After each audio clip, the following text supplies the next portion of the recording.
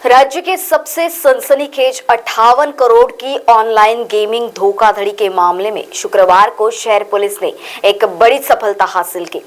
Nagpur police ने भंडारा में एक और गोंदिया में से 6 से 7 ठिकानों पर छापेमारी की थी, जिसमें 2.04 किलोग्राम सोना और 70 लाख की नकदी जब्त की। सूत्रों की माने तो सोंटू के तार नागपुर से जुड़े हो सकते हैं। नागपुर से रोजाना करोड़ों का हवाला का काम किया जाता है। सुप्रीम कोर्ट से जमानत याचिका खारिज होने के बाद बीते दिनों सरेंडर करने वाला मुख्य आरोपी सोंटू उर्फ अनंत नवरत्न जैन पुलिस की हिरासत में है। अब धीरे धीरे मोबाइल से सोंटू के राज खुल रहे हैं। यह रकम का डॉक्टर गौरव बग्गा अग्रवाल के घर से जब्त की गई है। इसके अलावा पुलिस ने गोंदिया के 5 ठिकानों के साथ साथ एक बैंक मैनेजर की यहाँ भी छापेमारी की। इस मामले में उस वक्त एक नया मोड़ आया जब सोंटू के मोबाइल से पुलिस ने कॉल रिकॉर्डिंग हासिल की। नागपुर पुलिस ने हाई टेक्नोलॉजी का इस्तेमाल करके 200 मिनट में 8 कॉल रिकॉर्डिंग हासिल की।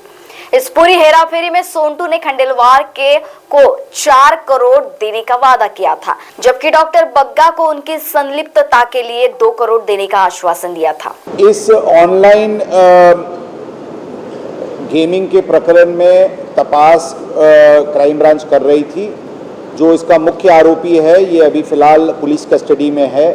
उसकी इंटरोगेशन और कुछ डिजिटल एविडेंस तपासनी के दरमियान ऐसा एक कॉन्स्पिरेसी सामने आया है, जिसमें आरोपी ने बैंक मैनेजर के साथ और इतर जो प्राइवेट लोग हैं उनके साथ मिलके जब हमने बैंक लॉकर्स सील करने के लिए, फ्रीज करने के लिए पत्र दी थी और जिस दिन हमारी लॉकर हम चेकिंग करने वाले थे, उसके पहले उन्होंने कुछ अलग नाम पे 3 लॉकर्स उस बैंक में खोले। आरोपी और उसके रिलेटिव्स ऑलरेडी फरार थे, लेकिन उनके साथ चाबी लाई गई और इनके लॉकर्स में से कुछ मौल्यवान वस्तु और कैश ये अलग लॉकर्स में ट्रांसफ़र किया गया। इस प्रकार की कॉन्स्पिरेसी सामने आई है, जिसमें एक 409 और 420 IPC along with 120 B criminal conspiracy की ऑफेंस रजिस्टर की गई है। आज सुबह गोंदिया में अलग अलग जगह पे सर्च ऑपरेशन शुरू किया गया है। इसमें बैंक मैनेजर को ताबे में लिया गया है। जो आरोपी जिसके नाम पे लॉकर खोला गया था और जो ट्रांसफ़र करने में वहाँ पे इन आरोपियों के तरफ से जो लॉकर ऑपरेट किया था, उस व्यक्ति को भी ताबे में लिया गया है। उसकी हाउस सर्च के दरमियान अभी तक जो काउंटिंग हुई है, अप्रॉक्सीमेटली 70 लाख कैश और अप्रॉक्सीमेटली 2 kgs गोल्ड बिस्किट्स अभी तक उसके घर से बरामद हुए हैं। और भी सर्च ऑपरेशन चल रहा है। इस प्रकार की एक ये बड़ी क्रिमिनल कॉन्स्पिरेसी सामने आई है, जिसकी बहुत ही गंभीरता के साथ बहुत युद्ध पात्री पे तपास की जा रही है। क्राइम ब्रांच की अलग अलग टीम्स अलग अलग जगह पे इस कार्रवाई को अंजाम दे रहे हैं।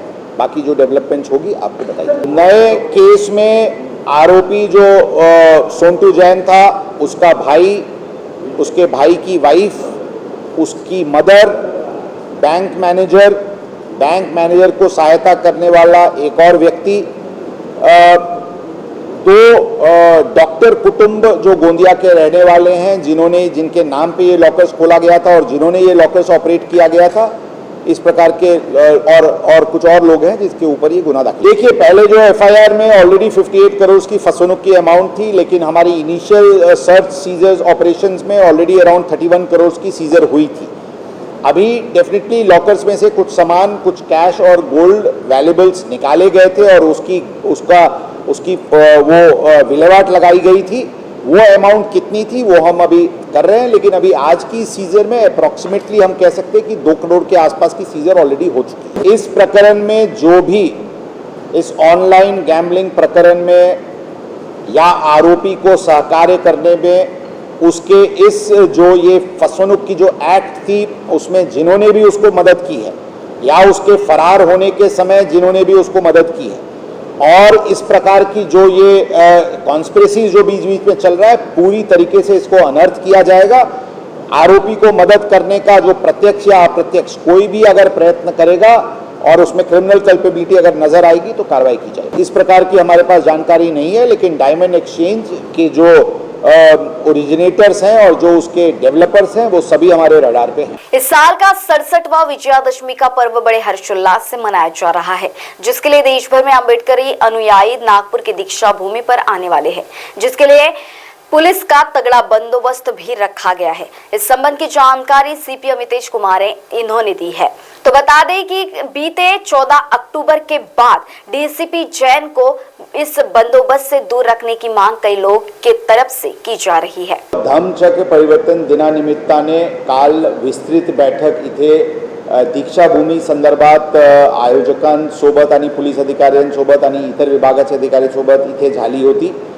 याचे नंतर काल आम्ही ड्रॅगन पॅलेसला भेट देऊन तिथे श्रीमती सुलेखा कुंभारे आणि त्यांचे आयोजक सोबत पोलीस दलांची आमची मीटिंग झाली।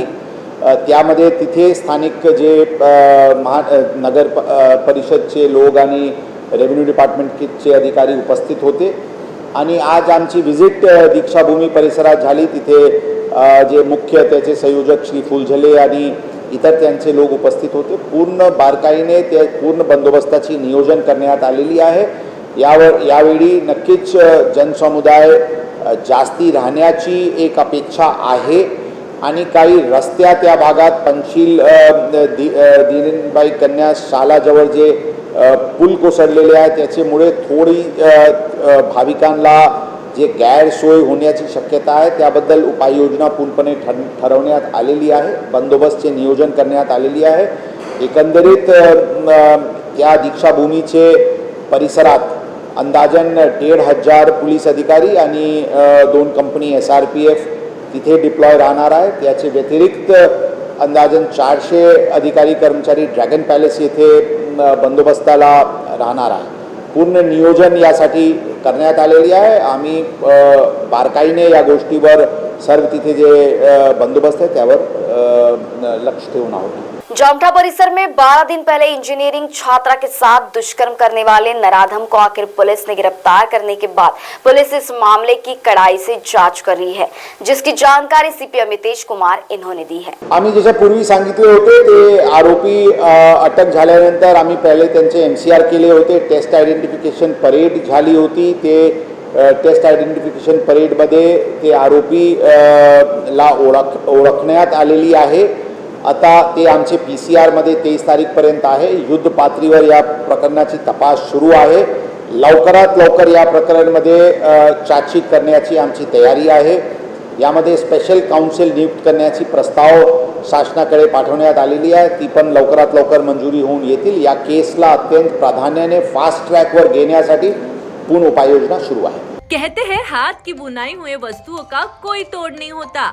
जी हाँ, चाहे फिर घर की सजावट की वस्तुएं हो या फिर कोई पहनावा, यदि आपको देश के हर कोने की वस्तुएं या कपड़े खरीदने की चाह रखते हैं तो नागपुर में आया है हैंडलूम एक्सपो। कम दाम में बेहतर क्वालिटी, जहां आपको मिलेगा बचपन से लेकर बुढ़ापे तक की सभी जीवन उपयोगी वस्तुएं, साथ ही कुर्ता, दुपट्टे, सूट, फैशन ज्वेलरी, घर सजावट की वस्तुएं या बिहार का सिल्क कोसा, खादी लखनऊ का चिकन वर्क, गुजरात की बांधनी, मध्य प्रदेश की माहेश्वरी सिल्क, राजस्थान और कर्नाटक की सिल्क साड़ी, जम्मू कश्मीर की प्रसिद्ध साड़ियां समेत सभी राज्यों की प्रसिद्ध साड़ियां मिलने का एकमात्र स्थान अब नागपुर में आया है। जी हाँ, हमारा पता बिशप कॉटन मैदान VCS स्टेडियम के पास सदर नागपुर। 15 अक्टूबर से लेके 28 नवंबर तक ले सकते हैं इस एग्जीबिशन का लाभ। तो जल्दी कीजिए और पहुंच जाइए इस एग्जीबिशन में। सस्ता, सुंदर और भी बेहतरीन कृष्णा मेंस, हमसे सस्ता कोई ना बेचे। हर परिवार की पसंद Krishna mens. Coat pant, kurta pyjama, jacket, sherwani, shirt, jeans, traditional हो या वेस्टर्न, हर चीज मिलेगी एक छत के नीचे।